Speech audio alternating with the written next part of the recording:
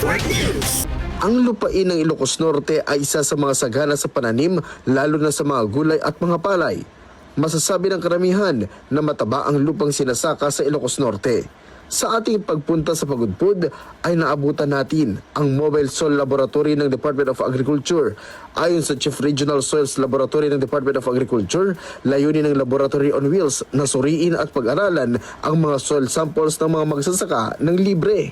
Yan po sa labas yung ating Mobile Soil Laboratory kung saan ito po ay capable na mag-analyze ng chemical, physical at biological properties po ng lupa para po malaman natin ano po yung mga angkop na practices o technology para po magamit ng ating mga farmers sa pag-manage po ng kanilang mga lupang sakahan.